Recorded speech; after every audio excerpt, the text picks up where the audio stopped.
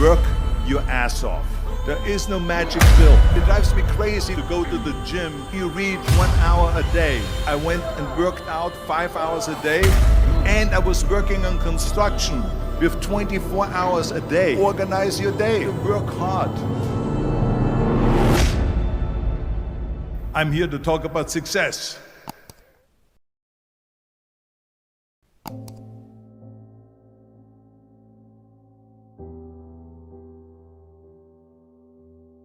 I went to college. I went and worked out 5 hours a day, and I was working on construction. Because in those days in bodybuilding there was no money. I didn't have the money for food supplements or anything. So I had to go to work. So I worked on construction. I went to college. I worked out in the gym, and at night from 8 o'clock at night to 12 midnight, I went to acting class 4 times a week.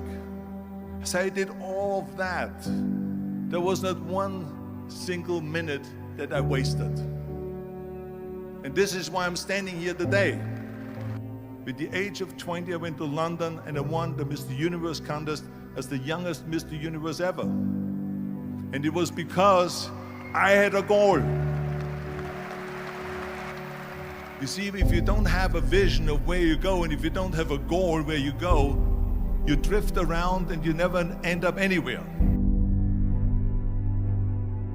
74% hate their job in America. The majority of people don't like what they're doing because they're really not doing it because they didn't have a goal and they followed this goal. They just aimlessly drift around, and then all of a sudden there's a job opening, so they get that job because you have to work. But then when you work, it's a chore. It's work. It's not fun. So if you think about, only a quarter of the people really enjoy what they're doing in life. So people always ask me, when they saw me in the gym in the pumping iron days, they say, why is it that you're working out so hard? 5 hours a day, 6 hours a day, and you have always a smile on your face. The others are working out just as hard as you do, and they look sour in the face. Why is that? And I told people all the time, I said, because to me, I'm shooting for a goal. In front of me is the Mr. Universe title. So every rep that I do gets me closer to accomplishing that goal, to make this goal, this vision, turn into reality.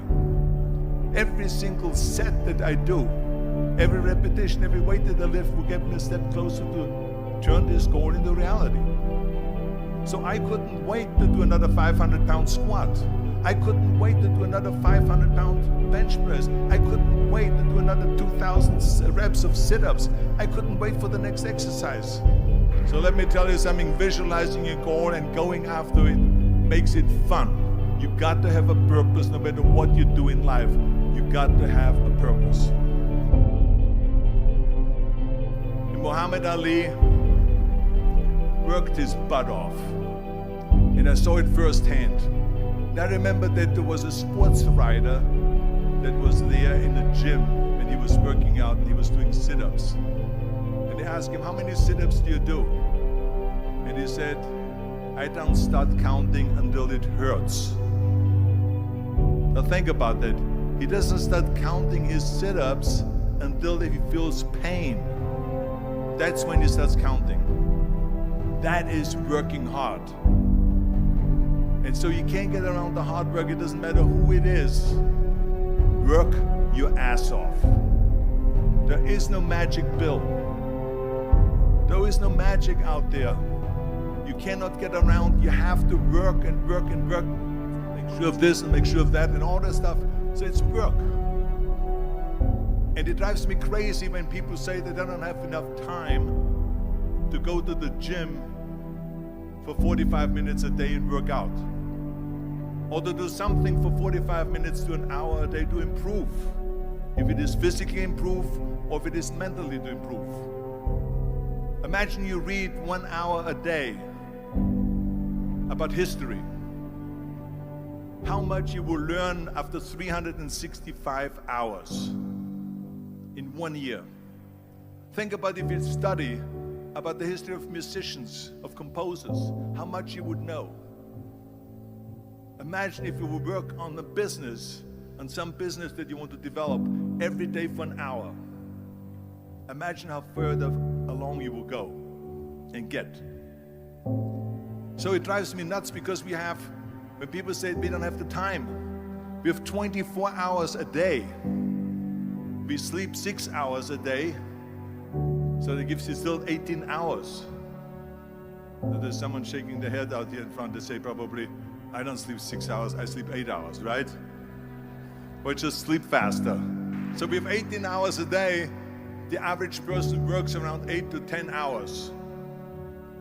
So let's assume it's 10 hours, so we have 8 hours left.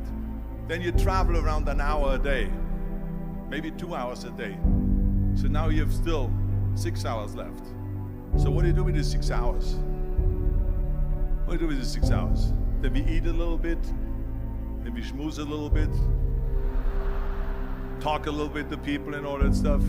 But you can see how much time there is available if you organize your day. So you got to work hard. I hate plan B. And I tell you why. Because we have so many doubters, as I've said earlier, the no-sayers. We have so many of those people that say no and you can't do it, that's impossible. That is okay because we just turn off, as I said earlier, and we listen and we hear the no being a yes. You can't do it, you can do it, and all of that. So that is possible to do that amongst all the negative people around you. But when you start doubting yourself, that's very dangerous. Because now what you're basically saying is that if my plan doesn't work, I have a fallback plan, I have a plan B. And that means that you start thinking about plan B, and every thought that you put into plan B, you're taking away now that thought and that energy from plan A.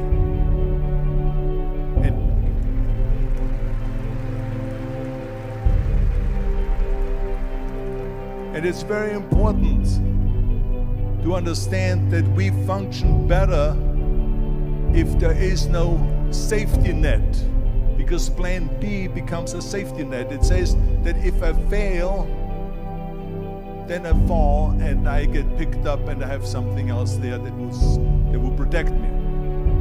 And that's not good, because people perform better when there's no safety net. People perform better in sports and everything else if you don't have a plan B. I'm telling you, I've never ever had a plan B. I made a full commitment that I'm gonna go and be a bodybuilding champion. I made a full commitment that I'm gonna be in America. I made a full commitment that I'm gonna get in the show business and I'm going to be a leading man. No matter what it takes, I will do the work.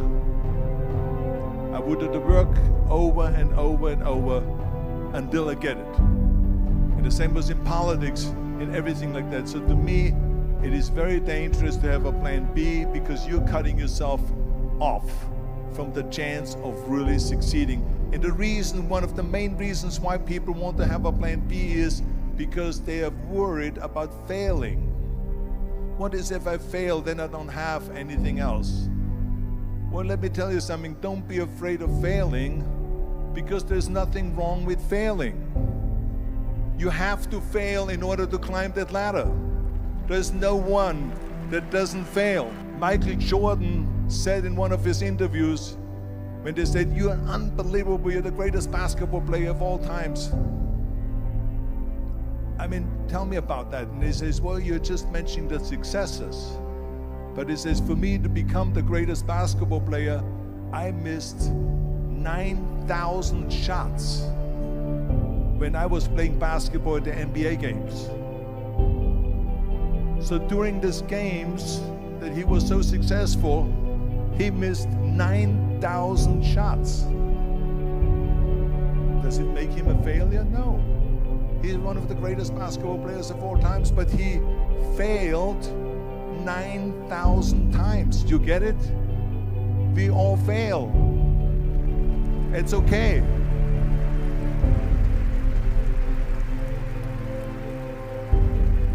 What is not okay is that when you fail, you stay down.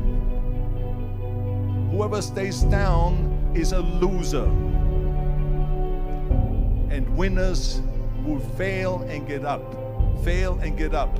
Fail and get up. You always get up. That is a winner. That is a winner. I failed in bodybuilding. I lost bodybuilding competitions. I lost powerlifting competitions. I lost weightlifting competitions. I had movies that went in the toilet and that were terrible and got the worst reviews. And in politics, I remember I had many of the initiatives on the ballot, and we lost.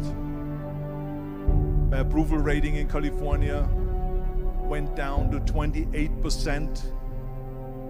And then it went back up again, and they won again the governorship. Hey, we all lose. We all have losses. This is okay. And this is why I say don't be worried about losing, because when you're afraid of losing, then you get frozen.